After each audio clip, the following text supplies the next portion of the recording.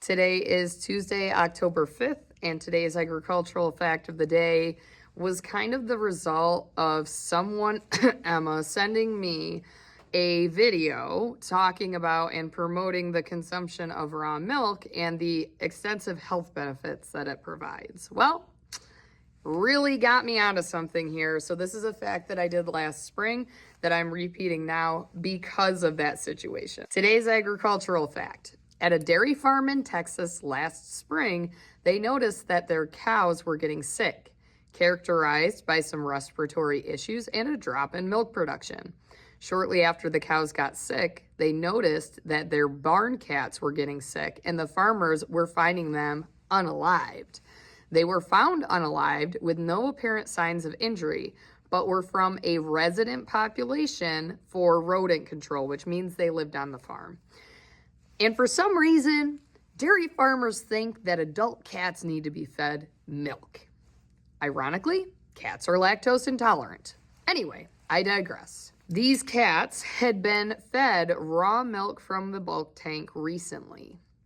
Tissue was collected from the brain and lung tissues of these cats, and it showed high amounts of the highly pathogenic avian influenza virus.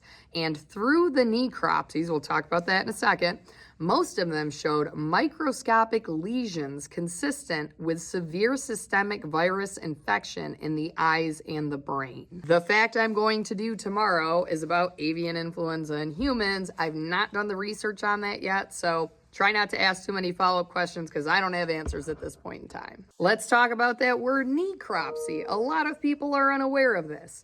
An autopsy is when a human is conducting it on a human. If a cat were conducting it on a cat, it would be called an autopsy. If a human is conducting it on any other species, it is called a necropsy. And I'm saying this because there's a lot of people uneducated on this fact. And in this article specifically, which if you Google it, you'll find it, came from CBS News. And in the article, they called it an autopsy, probably because the general public is not educated on that, but I just felt the need to educate you. So this situation in particular and other situations like this have brought forth that cattle, dairy cows specifically, can contract avian influenza and pass it through their milk. Through research that has been conducted, they have found that by taking milk from infected cows, putting it through the pasteurization process that our milk in the grocery store goes through, that's a whole nother story, it kills that pathogen, it kills that virus so that people cannot contract it. So, again, highly varies on location. I'm not saying that every dairy cow carries avian influenza, but if you have infections in your state, you may want to reconsider consuming raw milk because, again, I haven't done research on this since last spring, but I'm pretty sure there was a human that contracted it, but I'll follow up with that tomorrow. Also, a side note, there is a reason that these protocols are in place and why we have HACCP plans, hazard analysis, critical control points in place in all of these large-scale processing facilities and even the small-scale inspected ones, because it prevents simple instances where food recalls would occur.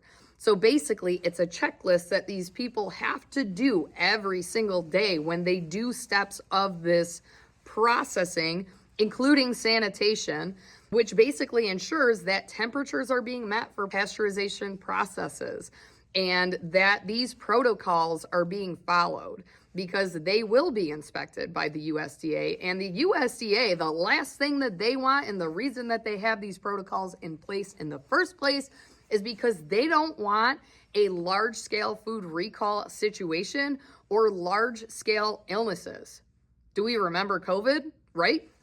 Now I'm not going to get on that soapbox, but remember how hard they tried to mitigate large-scale infections because our hospital facilities cannot handle that. And it's no different with the milk recalls that have occurred in our country's history. There is a reason we have these protocols in place. And does it make the milk taste different?